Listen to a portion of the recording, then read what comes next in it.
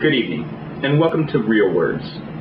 Opposed to senselessly discussing senselessness, we spend the entirety of tonight's show disproving the efforts at rhetoric of free thought and open-mindedness in a mind-numbing exchange of ambiguous dialogue. There will be jargon on both sides, but in the end, someone will know something. And perhaps that will lead to something being done about it. Or nothing at all. Please try to follow this intimate conversation on the insignificance of open-mindedness. My guest tonight believes closed-mindedness is affecting people even today. Of course, there are both sides to this supposed epidemic, and one doctor who sees hope for our future generations, as if they needed it. I had the opportunity to sit down with Dr. Mick Sun of the Institute for Open-Mindedness, Center for Cerebral Freedom. Doctor, why is your work so important? Oh, I don't know. It's about a future of humanity. Yes, it can involve risk. People of this progressive movement can have a tolerance of ambiguity, placing a positive value on dissent, and especially on willingness to just hear both sides to a story, or both sides of a particular issue. Is it safe to assume ambiguity equals open-mindedness? Not at all. One should seek clarity, explicitness. You at the very least have the willingness to listen to other opinions, tolerance of other views, perspectives. I'm not saying believe everything you hear. Not sure I understand what you're saying. My mother always said I better do what I'm told. Most people do that. Yeah. My mother placed great value on being able to look at different sides of an issue. I come from a home that valued intellectual attainment. It's a value I care about. Sometimes everyone can be impatient with the willingness to consider both sides of an issue. There does have to be a point when one must stand on something. There has to be a point where the time is for conviction. Why don't people take you seriously?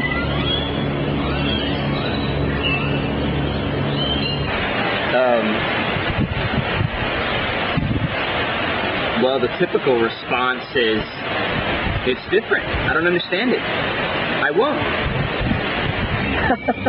Well, it is, isn't it? In opposition to open-mindedness, Dr. Saeed No, from the Department of Propaganda Experience, or DOE, took a few minutes from his empty schedule to speak of Dr. Sun's work. How are we all?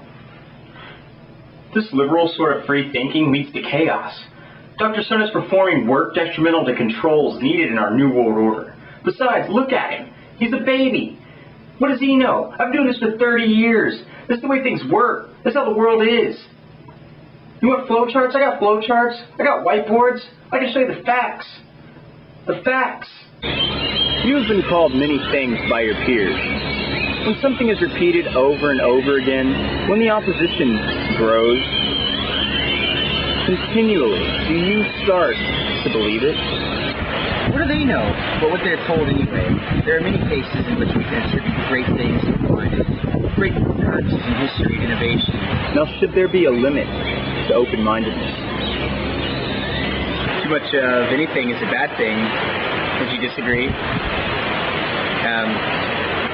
If you juxtapose the Barney Frank thing in San Francisco, a bastion of liberalism, openly gay county board of supervisors, Harvey Milk, a representative of the Castro district, gay area, quote unquote, if you have to label things, was murdered in front of people at City Hall. His killer fled off the Twinkie defense, that he was high on sugar, junk food, and he was out of control, wasn't thinking on his own because of sugar. So first you see the closed-mindedness in homosexuality by intolerance in his murder. However, as open-mindedness is concerned, this Twinkie defense is taking it too far. What I've learned from the good doctor today is that there are many levels to an issue. Simplistic solutions are as phony as they are true. Dr. Mick's son is only one doctor trying to combat, as he says, an epidemic. Yet despite the many critics opposed to his work, he is not only in this field of study, nor is he the only one studying this field. Thanks for watching. And by the way, the views and opinions expressed on tonight's program are those solely of the individual and not necessarily representative of the views and opinions of the Faux Studio Company or any of its respected affiliates and employees. We can't be held responsible. We won't.